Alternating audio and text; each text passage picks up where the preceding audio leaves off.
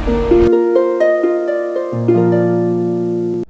Friends, હું છું તમારો રાજદીપ બારોટ અને આજે અમારી ગોવાની ટૂરનો ચોથો દિવસ છે અને થોડી તબિયત મારી ખરાબ થઈ ગઈ છે કારણ કે અહીંયાનું ફૂડ થોડું હેવી હોય છે, પાણી પણ થોડું અનુકૂળ આવતું નથી.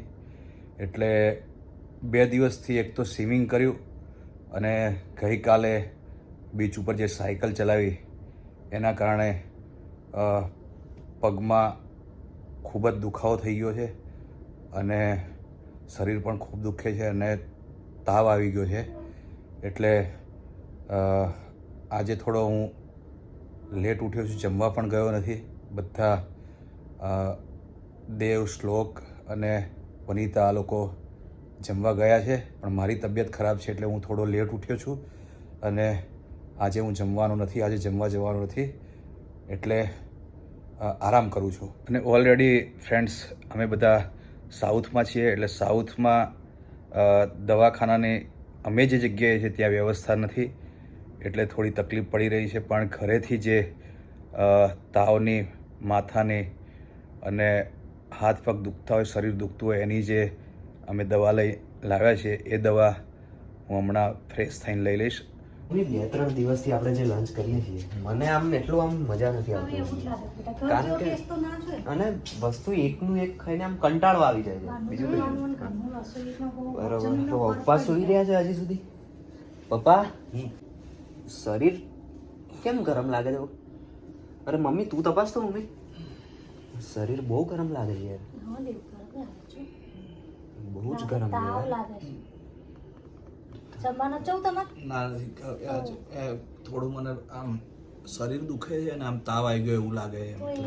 એક કામ કરું, ઘરેથી પેલી જે મેડિસિન લાવીશું ને એ લઈ લો, એનાથી આરામ લાગશે. મમ્મી શું કામ લે? હા છે, હું બધી મેડિસિન લાવી છું, હું લઈ આવું. ચાલો એટલે હું જોઈ લઉં તો થઈ જશે પપ્પા. તમે બહુ દુખે યાર.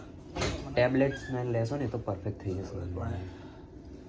હાલત ખરાબ થઈ ગઈ એનું કારણ કે અહીંયા શું થાય છે પપ્પા, ફૂડ આનું એવું છે અને બીજી વાત કે એકનું એક આપણે ખાઈએ ને એટલે તબિયત ખરાબ થાય જ. લો આ મેડિસિન અને આ પાણી લઈ લો, થોડી વારમાં સરસ રાખ.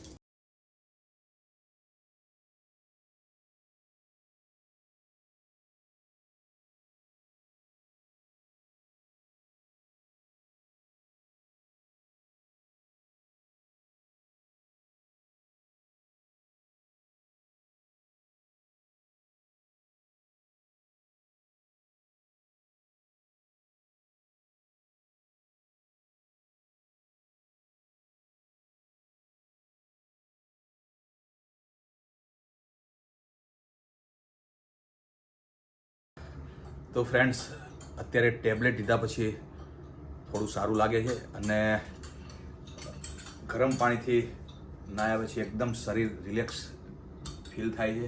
લો એટલે આ કોફી પી લો થોડી તો ફ્રેશ ફીલ કરશો. અને હવે કેવું છે તમને? સારું સારું બેટા. હે મારી દીકરી.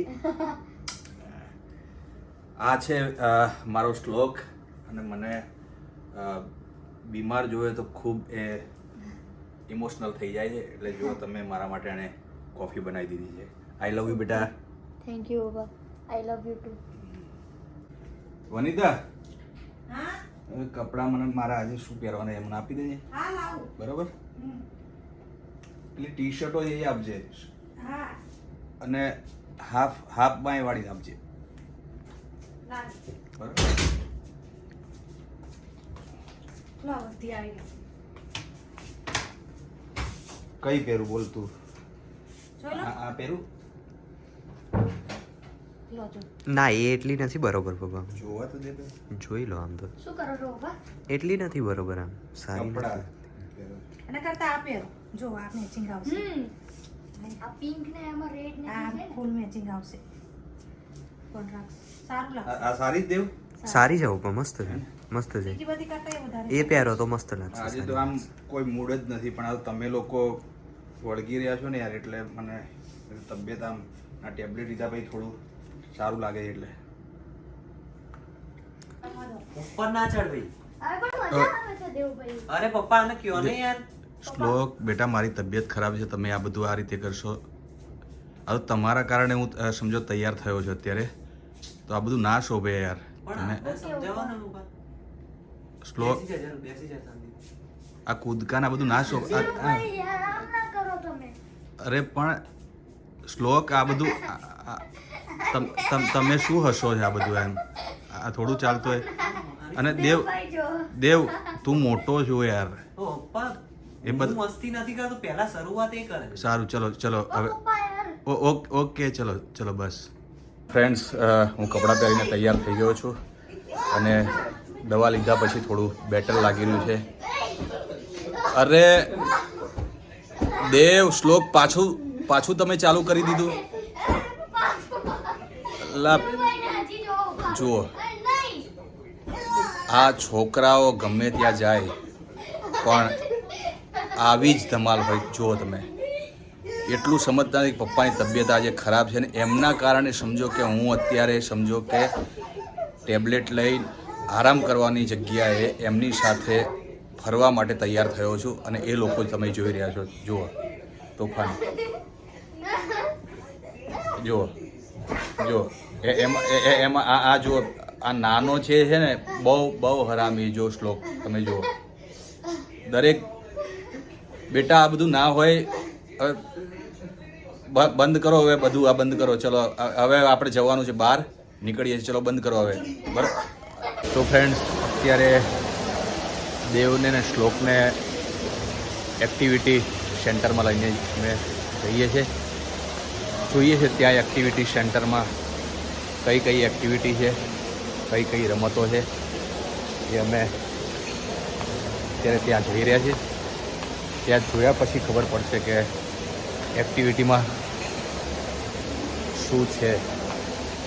આમ તો ફ્રેન્ડ્સ, મારી તબિયત અત્યારે ખૂબ જ બગડી ગયેલી છે, પણ ટેબ્લેટ લીધા પછી થોડી સારી લાગે છે.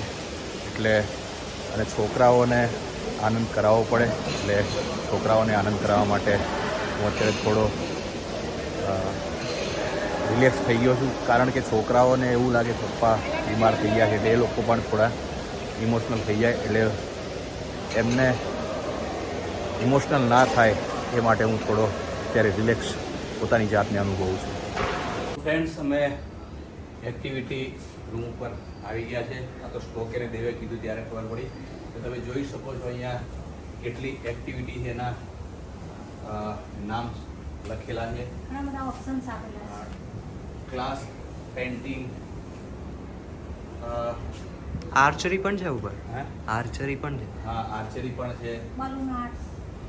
ત્યાં તમે જોઈ શકો છો wealth out of waste. Waste.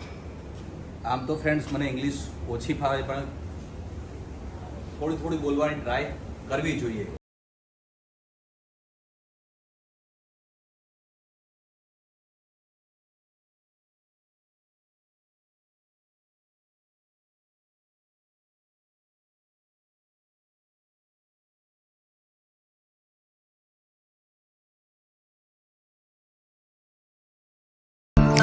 Friends, અત્યારે વરસાદનું વાતાવરણ થઈ ગયું છે. વરસાદ ધીરે ધીરે પડી રહ્યો છે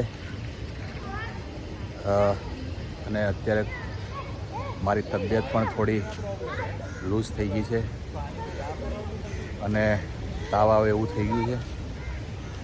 પણ ટેબ્લેટ લીધા પછી થોડું સારું લાગે છે. એટલે અત્યારે ગોવામાં એટલું સરસ વાતાવરણ છે. વાદળ પણ એકદમ બ્લેક થઈ ગયા છે. તમને એ પણ બતાવું. ફ્રેન્ડ્સ, તમે જોઈ રહ્યા છો કે વાદળ એકદમ બ્લેક થયા છે અને ધીરે ધીરે વરસાદની મોસમ પકડાઈ ગઈ છે. વરસાદ ધીરે વરસાદ પડી રહ્યો છે. ફ્રેન્ડ્સ, અત્યારે દરિયા અહીંયા બીચ ઉપર ખૂબ જ પવન ચાલુ છે. તમે જોઈ રહ્યા છો.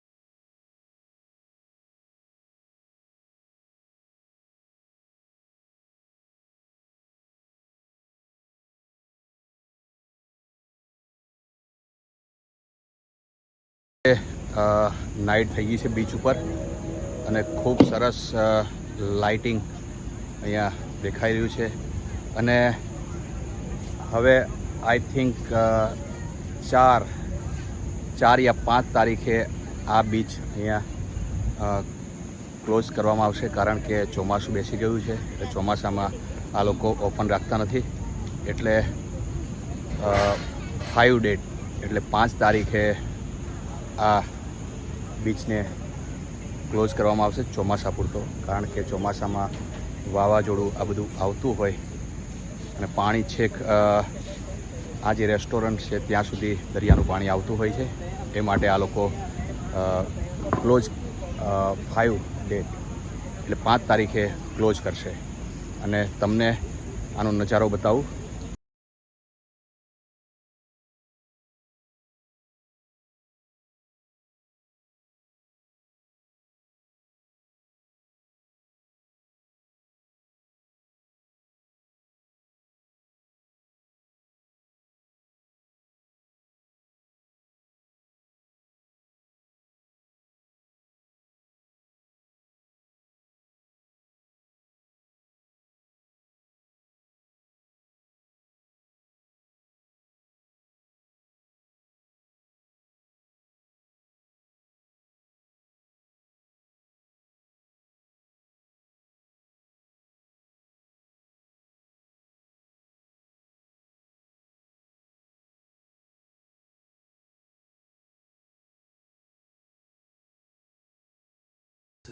આજે મારી તબિયત લૂઝના કારણે હું થોડો માઇન્ડ અપસેટ હતું પણ અત્યારે થોડું બેટર ફીલ થઈ રહ્યું છે અને તબિયત થોડી સારી થઈ ગઈ છે એટલે મારા તમામ ચાહકોને નમ્ર વિનંતી કે આજનો વ્લોગ તમને કેવો લાગ્યો એ કોમેન્ટમાં જરૂર જણાવજો અને શેર કરવાનું ભૂલશો નહીં અને હા ચેનલને સબસ્ક્રાઈબ કરવાનું તો ભૂલશો જ નહીં. Thank you so much.